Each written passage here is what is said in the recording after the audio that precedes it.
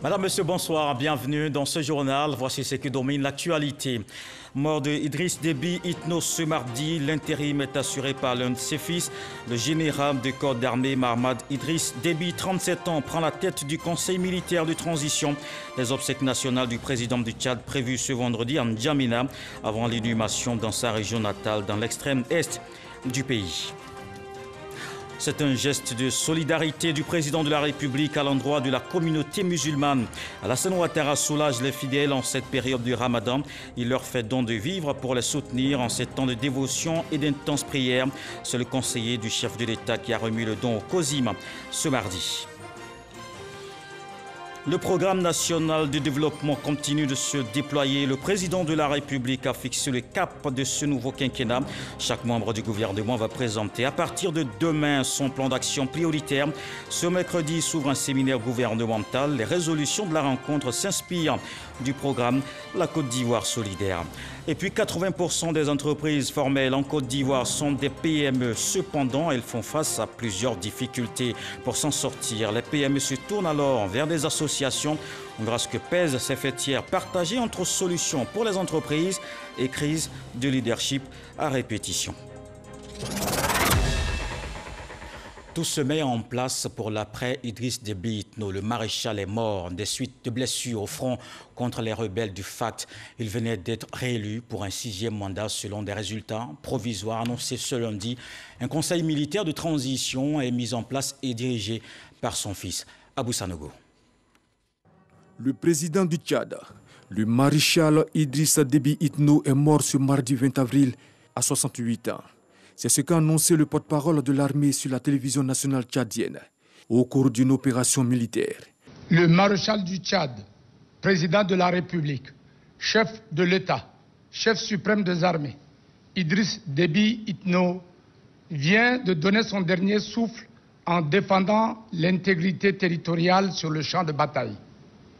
Combattant et homme de terrain, il n'hésitait pas à être au premier rang des combats pour défendre son pays. Depuis des semaines, des combats avaient commencé dans le nord du pays, entre les forces tchadiennes et les rebelles du FACT, le Front pour l'alternance et la concorde au Tchad. Il aurait été blessé lors d'une opération menée contre ces rebelles du FACT. Après sa mort, l'armée a annoncé la dissolution du gouvernement et de l'Assemblée nationale ainsi que la mise en place d'une transition. Celle-ci sera dirigée pour une durée de 18 mois par un conseil militaire dont le général Mahamad Idriss Déby Itno a pris la tête. À la suite des élections présidentielles du 11 avril dernier, le maréchal Idriss Déby Itno venait d'être réélu pour un 6e mandat avec 79,32% des voix, selon des résultats officiels provisoires publiés hier lundi. Il est arrivé au pouvoir en 1990 à la suite d'un coup d'État. Idriss Déby était au pouvoir depuis 30 ans. La France réagit à l'annonce du décès du président tchadien Idriss Déby. Paris regrette la perte d'un ami courageux qui a œuvré pour la stabilité de la région. Le chef de la diplomatie française, Jean-Yves Le Drian, a appelé à une transition qui conduise à un gouvernement civil et inclusif. Les obsèques nationales du président du Tchad, Idriss Déby Itno, auront lieu vendredi à N'Djamena sur la place de la Nation. Le maréchal sera ensuite inhumé dans sa région natale, dans l'extrême est du pays. Un couvre-feu est instauré. Les frontières terrestres et aériennes ont été fermées. Un deuil national de 14 jours va être observé. Ici en Côte d'Ivoire, demain s'ouvre un séminaire gouvernemental, le premier du genre de l'équipe dirigée par Patrick Hachi. Ces assises doivent permettre aux membres du gouvernement de présenter leurs actions prioritaires sectorielles. Ils doivent tenir compte du programme La Côte d'Ivoire solidaire présenté par le chef de l'État, Alexis Ouedraogo. Le Premier ministre Patrick Hachi ouvre ce mercredi un séminaire. Il porte sur l'adoption du programme de travail du gouvernement. Le 7 avril dernier, le chef de l'État donnait des consignes claires, une équipe gouvernementale efficace dans ses tâches pour améliorer de façon perceptible le quotidien des populations. Les défis sont encore nombreux pour la mise en œuvre réussie de notre ambitieux programme de développement intitulé « Une Côte d'Ivoire solidaire » qui place chaque Ivoirienne et chaque Ivoirien au cœur de l'action de l'État. C'est pourquoi nous devons aller encore plus vite pour l'amélioration du bien-être de nos concitoyens. Je vous demande donc de vous mettre au travail dès à présent et de traiter les dossiers avec célérité et diligence. Si les grandes lignes de la vision sont tracées, reste à définir dans la pratique le programme d'action prioritaire adossé au PND 2020-2025 en cette année où l'Ivoirien devrait jouir pleinement des performances enregistrées ces dernières années par le pays.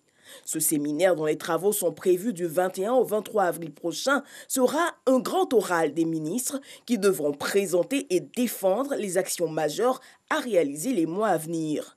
Et le chef de l'État a été très précis sur le suivi strict qui sera fait pour en garantir l'efficacité. Je vous demande, Monsieur le Premier ministre, de me produire régulièrement un document d'évaluation du travail des différents membres du gouvernement. Coopération, défense, sécurité, emploi, gouvernance, les départements ministériels devront présenter des programmes à impact concret sur le bien-être des populations qui, elles, en attendent beaucoup. On reste à la primature. Le Premier ministre Patrick Kachis a procédé ce mardi à la pose du portrait du défunt chef du gouvernement Ahmed Bakayoko, l'image de l'homme politique désormais dans la galerie de photos des premiers ministres, un acte qui vient saluer à nouveau la mémoire de celui qui a été Premier ministre du 30 juillet 2020 au 10 mars 2021. Le Conseil économique, social, environnemental et culturel reprend du service. Un an après le décès de l'ancien président, Charles Kofi Dibi, les conseillers de cette assemblée répondent à l'appel du nouveau chef de l'institution. Ils partagent la vision de Gena Kaouélé. L'objectif est de mettre au cœur de leurs préoccupations le bien-être des populations ivoiriennes. Érigoré. Il est désormais aux commandes du Conseil économique, social, environnemental et culturel. Nommé le 6 avril dernier, Akaolé, le nouveau président de cette institution, se dit prêt à assurer ses nouvelles fonctions avec engagement. Il a fait savoir lors de son premier discours tenu devant l'ensemble des conseillers économiques, sociaux, environnementaux et culturels. L'ancien ministre de la Santé a présenté sa vision, non sans rendre hommage à ses prédécesseurs. En jetant un regard rétrospectif sur notre chambre consultative, il apparaît nécessaire, il apparaît clairement que celle-ci a bénéficié des compétences et des qualités de nombreux Ivoiriens et Ivoiriennes. Ceux-ci ont en effet su apporter leurs précieuses contributions en formulant des avis utiles et pertinents qui ont appuyé l'action du gouvernement dans sa quête sans relâche de progrès pour notre nation et de bien-être pour ces braves populations. Ces braves populations sont devenues de plus en plus exigeantes et Akaolé en est conscient. C'est pourquoi il demande la contribution de tous les conseillers pour atteindre ces objectifs. C'est dans la concorde et avec la participation effective de tous que nous parviendrons à apporter notre pierre à l'édifice national. Les questions environnementales avec l'érosion côtière et le réchauffement climatique, de même que la déforestation, les préoccupations du milieu agricole afin d'améliorer le pouvoir d'achat des agriculteurs et de permettre une diversification de leur production, l'amélioration de l'outil de travail des paysans, mécanisation de l'agriculture et la sécurisation des terres agricoles. Des idées partagées par l'ensemble des conseillers. Tout ce qui a été dénoncé, et nous pensons que, comme il a indiqué lui-même, que c'est vraiment la continuité. Et comme tout s'inscrit dans la vision du chef de l'État, nous pensons que le travail va se faire. Mais aussi féliciter le nouveau président pour sa nomination, parce que c'est un parcours qui indique le chemin de l'excellence, le chemin du travail bien fait et le chemin de tous ceux qui participent au développement de la nation. Le Conseil économique, social, environnemental et culturel est une assemblée consultative dont la mission est d'accompagner le gouvernement dans la mise en œuvre de sa politique sociale. Et vous le savez, nous sommes dans le mois de Ramadan. Le président de la République, aux côtés des religieux, pendant cette période de jeûne et de prière, Alassane Ouattara fait don de vivre à la communauté musulmane. Le COSIM salue cette action du chef de l'État. On le voit avec Konepa Gassoro de Madangui. Siège du COSIM situé à la grande mosquée de Trécheville. De par ce geste, le conseiller spécial du président de la République chargé des cultes et des affaires sociales, Drissa Koné, remet à la communauté musulmane à travers le COSIM, Conseil supérieur des imams, des mosquées des affaires islamiques, le don du chef de l'État. Ce don du président de la République, Alassane Ouattara, vise à soutenir la communauté musulmane pendant ce mois de Ramadan, mois de piété et de partage. Il est composé de 68 tonnes, 300 kilos de sucre sont offertes aux structures, aux associations, aux mosquées et autres institutions religieuses. 66 tonnes de riz sont attribuées à ces mêmes entités pour Abidjan. Pour l'intérieur du pays, 345 tonnes 200 kilos qui sont offertes et 339 tonnes de riz qui sont attribuées à ces mêmes entités. En espèces, c'est la somme de 1,5 million que je vais solennellement remettre au cheikh Ali Ouattara. Koné Drissa, profitant de l'occasion, a exhorté les hommes de Dieu et les fidèles à multiplier prières et adorations pour la paix, la stabilité et le développement de la Côte d'Ivoire. Le message de l'émissaire du chef de l'État, bien perçu par les responsables du COSIM qui ont tenu à traduire toute leur gratitude au président de la République. Ce que le président a fait, ce n'est pas seulement pour le COSIM, mais plus de 300 tonnes de riz et de sucre seront distribuées à travers toute la Côte d'Ivoire. Merci à M. le Président de la République. Que la sérénité, la cohésion, l'entente se répandent sur la Côte d'Ivoire. Prière pour le chef de l'État Alassane Ouattara et pour son gouvernement. Prière pour les filles et fils de la Côte d'Ivoire. Louanges, invocations et bénédictions. Des temps forts qui ont également meublé cette cérémonie de remise officielle du don du président de la République à la communauté musulmane de Côte d'Ivoire. Une autre manifestation de la solidarité en ce mois de Ramadan, une cargaison de 75 tonnes de dattes offertes à la communauté musulmane, un don fait par le Centre du roi Salman pour le secours et l'aide humanitaire, un geste du roi saoudien qui vient consolider les relations diplomatiques entre la Côte d'Ivoire et le Royaume d'Arabie saoudite. Michel Digré. Fruits aux multiples vertus nutritionnelles, les dattes constituent une prescription du prophète Mahomet et sont qualifiées de fruits du paradis. Le roi d'Arabie saoudite Salman Ben Abdelaziz offre 75 tonnes de dattes aux musulmans de Côte d'Ivoire en cette période de carême.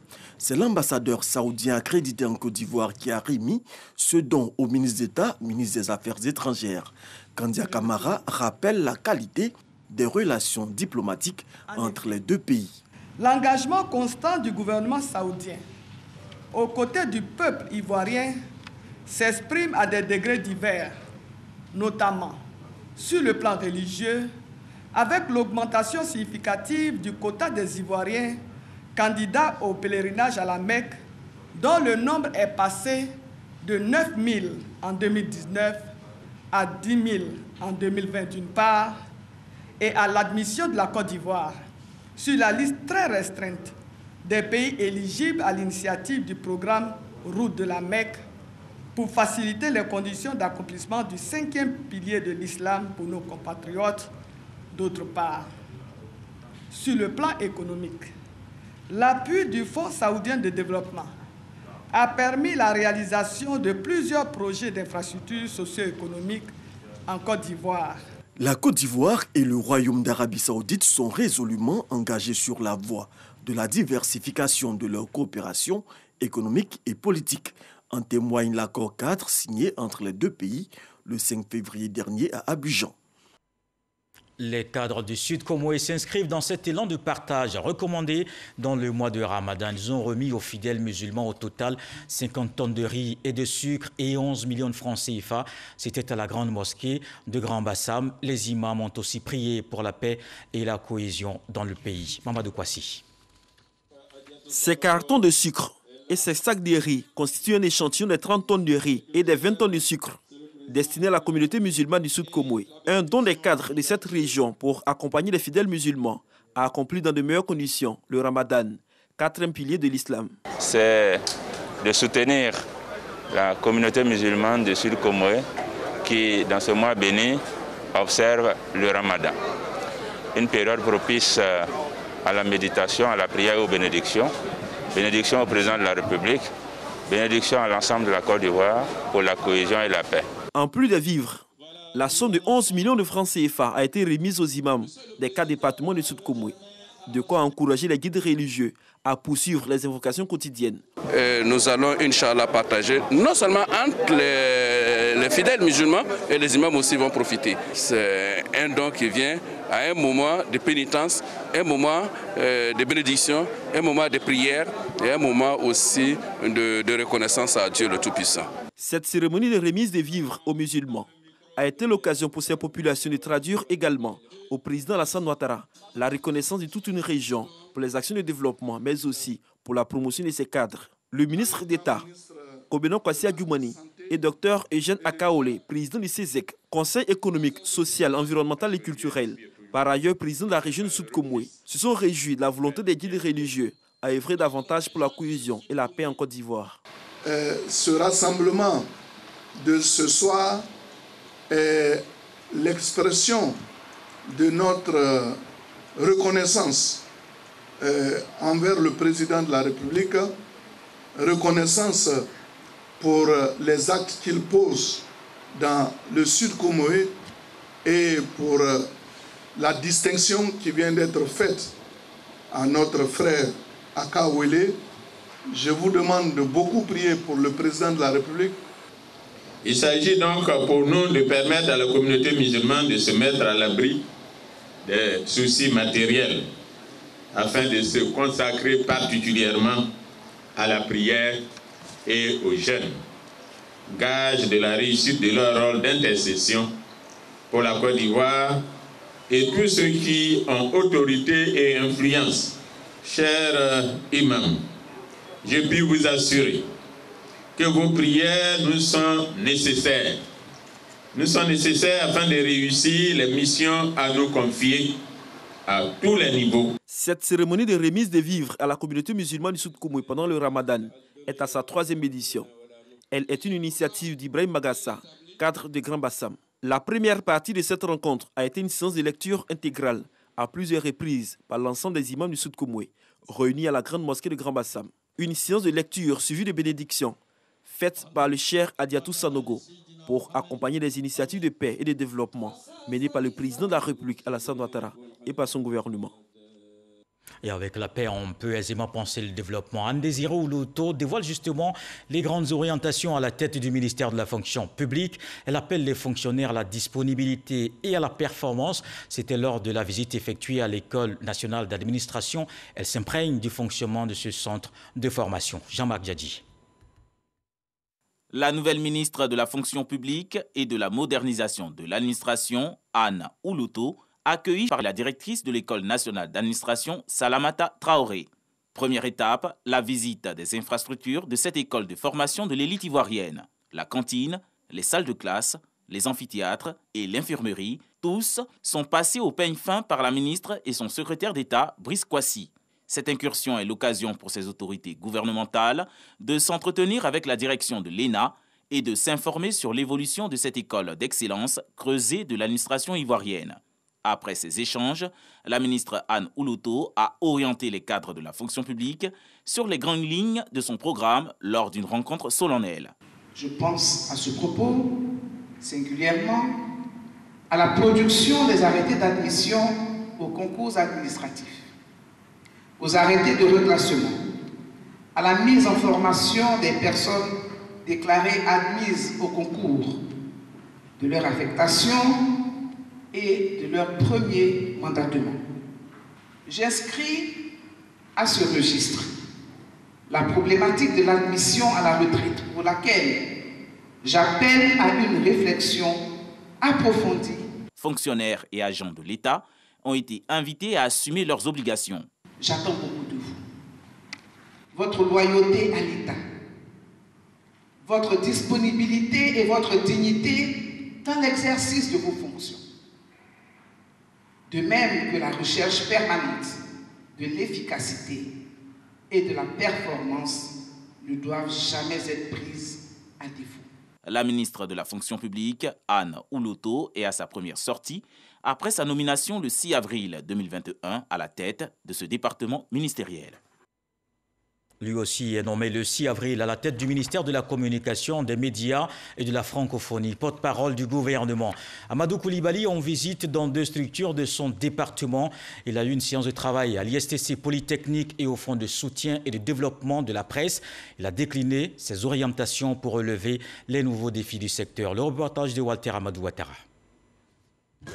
Accueil chaleureux pour le ministre de la Communication, des Médias et de la Francophonie au siège du Fonds de soutien et de développement de la presse, FSDP. Cet établissement public national a entre autres pour mission le financement de la formation du personnel des entreprises de presse et la garantie des emprunts des sociétés de communication audiovisuelle. Après une présentation du FSDP, cette prise de contact du ministre s'est transformée en séance de travail. Des échanges ont permis à la responsable des lieux d'exposer les projets urgents. Les orientations du ministre, voilà, qui veut que le périmètre d'intervention du FSDP s'élargisse aux médias numériques, qui veut que tout ce qui est les aspects contrôle, afin que les ressources que l'État met à la disposition du fonds se soient bien gérées. À l'Institut des sciences et techniques de la communication, c'était quasiment le même exercice. Notre vision, être la référence de la formation des professionnels de l'information, de la communication et du numérique. Le ministre de la Communication, des Médias et de la Francophonie a traduit sa volonté de redynamiser les structures visitées ce jour. La visite à l'ISTC nous a permis de voir tout le travail qui a été fait par le directeur général, M. Damoussa. L'ISTC aujourd'hui peut se targuer de dépasser le cadre de la Côte d'Ivoire et chercher à conquérir donc l'espace sous-régional dans un premier temps en raison de la qualité de la formation qui est fournie. Nous avons pu donner quelques orientations allant dans le sens de l'élargissement du périmètre du FSDP en tenant compte des nouveaux médias aujourd'hui, mais en tenant compte également de l'ouverture de l'espace audiovisuel qui voit arriver des chaînes privées donc dans notre espace, avec notamment la réalisation de la TNT, la télévision numérique terrestre. Donc c'est toutes ces orientations que nous avons données. Pour atteindre ces objectifs, le ministre Amadou Koulibaly compte sur la contribution de tous les acteurs du secteur. Dans l'actualité politique ce soir, on s'intéresse aux législatives partielles à Niakara.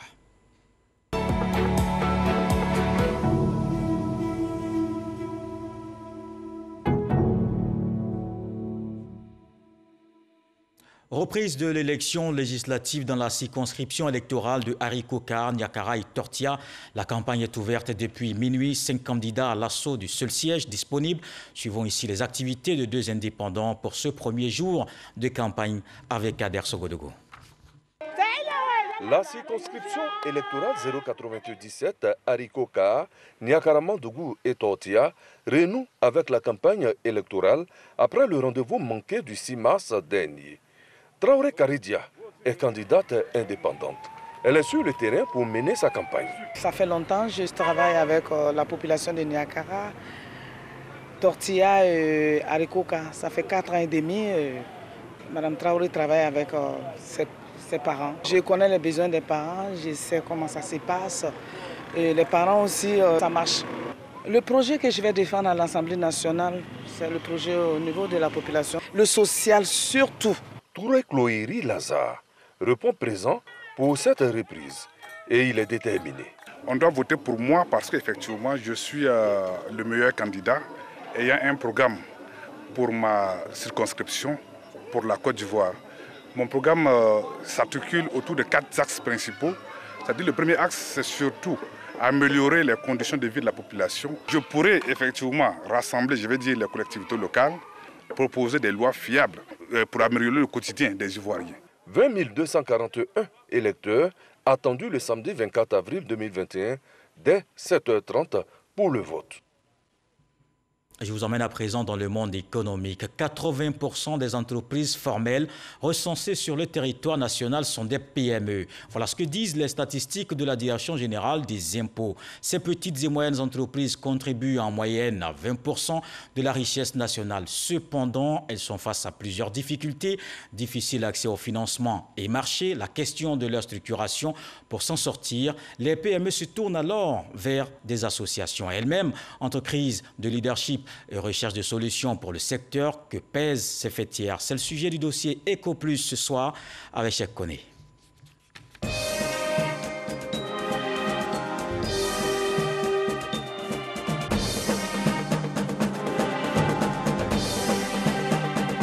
Derrière la façade de cette fabrique de 400 mètres carrés se trouve une petite et moyenne entreprise, celle d'Alimata Koulibaly, spécialisée dans l'agrotransformation.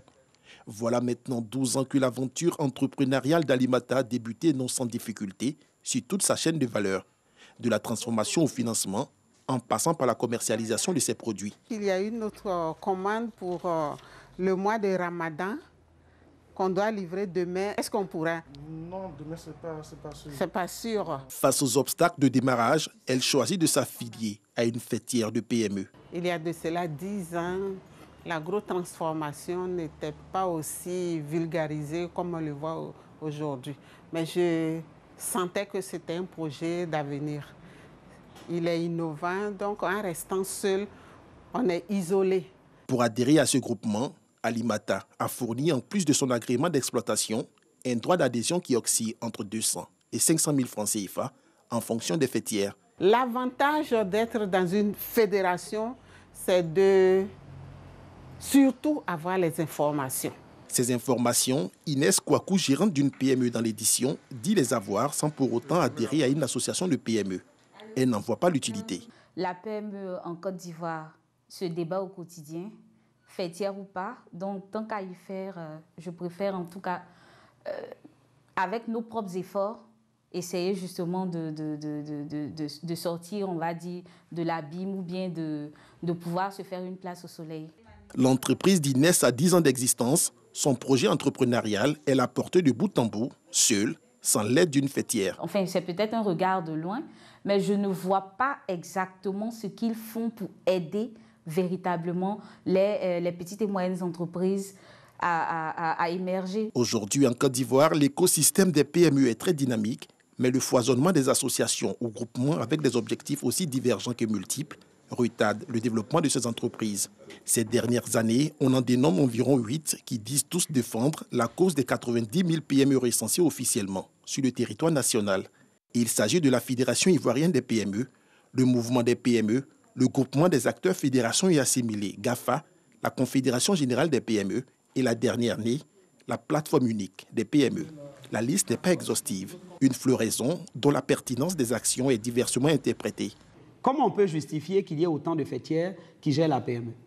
Et si ces fêtières-là se justifient, pourquoi on a autant de problématiques que la PME n'arrive pas à régler? Parce qu'une fêtière est censée apporter à ses adhérents au moins un minimum d'accompagnement. Accompagnement pour lever du crédit, accompagnement pour la négociation même sociale, pour pouvoir réduire les impôts ou l'impact de l'impôt. En 2014, une loi d'orientation a été adoptée par le Parlement pour renforcer le cadre légal et juridique des PME. Bien avant, c'était la mise sur pied du programme Phoenix conçu pour le développement des PME sur la période 2015-2020. Il était doté d'un montant global d'environ 96 milliards de francs CFA. À ce jour, les petites et moyennes entreprises ont-elles réellement tiré profit de ces outils? Pour les acteurs de l'écosystème, le manque de synergie entre les actions des associations et la pluralité des interlocuteurs a fragilisé l'impact réel de ces mesures. Désiré Conan, chef d'entreprise depuis une quinzaine d'années, fait partie de ceux qui réclament une nouvelle approche. La PME qui s'installe a simplement besoin d'accompagnement. Et l'accompagnement ne se retrouve pas forcément dans les fêtières. L'accompagnement se retrouve dans la qualité des accompagnants qu'on a.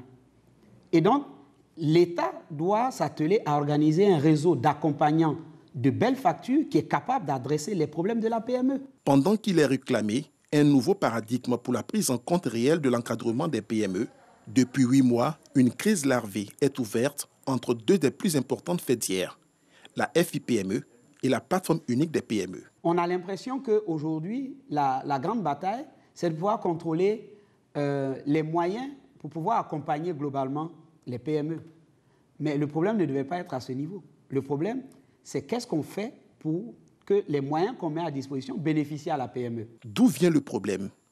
Un protocole d'entente signé le 22 septembre 2020 annonçait la création d'une plateforme unique des PME, une initiative à l'origine de la polémique. Le ministère nous a plusieurs fois invités à son bureau pour nous demander de marcher cette plateforme. Mais je dis quelque part non, simplement parce que cette plateforme, sur le plan des tests législatifs, des tests qui la réglementent, n'est pas conforme à ce qui existe. Ce n'est pas possible d'aller dans un système qui n'est pas conforme à la loi. Regardez au Nigeria, vous avez le Nigerian Manufacturing Association. Ils sont puissants. Allez-y au Maroc. Mais parce qu'ils ont décidé d'être tous dans, dans le même groupement pour réfléchir, pour trouver des solutions à leurs problèmes. Donc nous, il n'y a pas de guéguerre. Nous demandons simplement qu'ensemble, nous puissions nous retrouver pour aborder les vrais problèmes des PME. Une guéguerre jugée contre-productive pour l'écosystème des PME qui fait déjà face à plusieurs problématiques sans issue. Ces fédérations ne sont pas là pour elles seules. Elles sont là pour accompagner les PME. Tant qu'il y a une guéguerre, nous sommes pénalisés. Donc vraiment de grâce qu'ils se mettent ensemble. Saisi du dossier, le ministère de la promotion des PME, pointé du doigt à tort ou à raison, manœuvre entre les différents protagonistes pour une sortie de crise. Au niveau du ministère, nous, on n'a pas de parti pris. Nous travaillons pour qu'il y ait l'unité, l'union dans l'action que nous voulons mener. Et ce que le ministre recherche, c'est plutôt l'unité, la cohésion pour être crédible. Parce qu'à plusieurs, on parle. Avec plusieurs voix, on ne sait pas qui écouter. 98% des entreprises formelles recensées sur le territoire national sont des petites et moyennes entreprises. Elles emploient plus de 24% de la population active du pays. Un vivier inestimable pour le développement économique de la Côte d'Ivoire. Parler d'une seule voix pour adresser efficacement leurs difficultés est, semble-t-il, l'ultime issue pour les rendre plus compétitives. Dans l'appui aux PME que pèsent les fêtières du secteur, c'était le dossier EcoPlus ce soir. Et tout comme les PME, c'est tout le tissu économique éprouvé par la crise sanitaire mondiale, une pandémie de Covid-19 qui appelle à la mobilisation de tous pour la vaincre.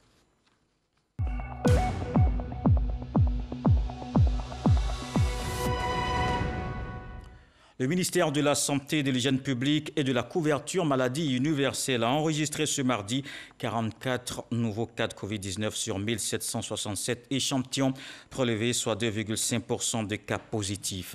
38 guéris et un décès. La Côte d'Ivoire compte donc 45 614 cas confirmés, dont 45 199 personnes guéries, 275 décès et 140 cas actifs. Au 19 avril, au total, 100 316 personnes vaccinées contre la Covid-19. Pour l'Agence européenne des médicaments, le vaccin Johnson & Johnson contre la Covid-19 peut être employé en raison d'un rapport bénéfice-risque favorable. Dans une décision rendue ce mardi, le régulateur européen a estimé que les caillots sanguins qui sont survenus chez quelques personnes vaccinées devraient être répertoriés comme effets secondaires très rares du vaccin. Cette décision est très attendue par plusieurs pays européens.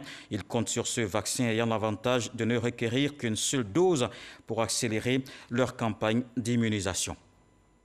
Le ministre Amédée Kouakou Kofi était en tournée dans plusieurs campements et villages du département de Divo. Député nouvellement élu, il est allé célébrer la fête de Pâques avec les populations, une célébration axée sur la promotion du vivre ensemble et de la cohésion sociale. Mamadou Kwasi. Véritable balle poussière à Jacquesville, un campement de la sous-préfecture d'Ogoudou, dans le département de Divo. Ces populations de la communauté baoulée sont venues des 16 campements environnants pour célébrer à leur manière Pakinou, quelques jours après la célébration officielle de la fête des Pâques. Parce qu'on n'a pas gagné de transport pour aller au village. Donc sinon on reste ici. Ça nous soulage. En fait aussi, même chose. Il y a la joie dans la famille. Quand tu vois tes camarades, des anciens camarades, vous ne vous voyez pas longtemps. Donc quand vous voyez comme ça, c'est la joie. Nous n'avons pas pu partir au village parce que c'est le moment des semences, des travaux champêtres. Si on va au village, on n'aura pas le temps de revenir. Le temps va venir. Tout est déjà parce que... À leur côté pour ces célébrations, plusieurs artistes baoulés de réunion. Amani Goni, Guess Mon Sens et bien d'autres.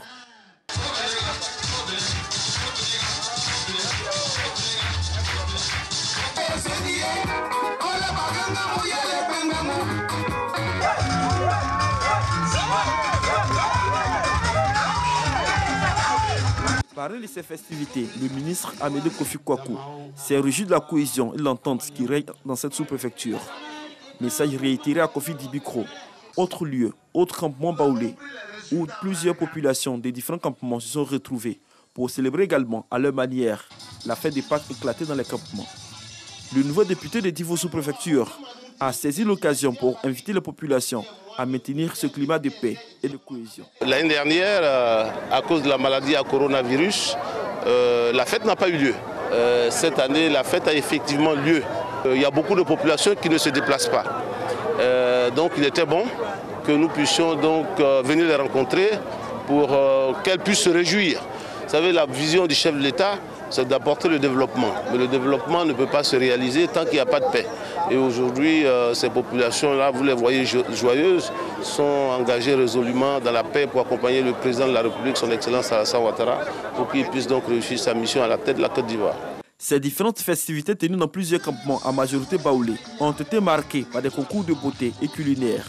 Occasion pour ces populations baoulées restées sur place pendant ces fêtes de Pâques, de rivaliser des talents dans la danse, la cuisine et en beauté. Le présumé meurtrier d'une jeune dame à Cocody en Grès 9e tranche vient d'être interpellé par la police criminelle. Sa victime a été agressée physiquement et abandonnée dans une résidence. Il a pâté ses victimes via les réseaux sociaux avant de les violer. Sur ce drame au Tchad, le tweet du président de la République, Alassane Ouattara. C'est avec consternation que j'ai appris le décès tragique de mon ami et frère Idriss Déby Itno. Je salue la mémoire d'un grand patriote, un homme courageux et engagé pour la paix au Sahel. J'adresse mes condoléances les plus émues à sa famille, à ses proches ainsi qu'au peuple frère de la République du Tchad. Que son âme repose en paix. Voilà qui met un terme à ce journal. Merci de l'avoir suivi. À suivre le 23h avec Marine Connier. Ce soir, le sage nous apprend qu'on ne fait pas paître les chèvres sur un terrain de chasse du léopard. Dieu le voulant, on se retrouve demain.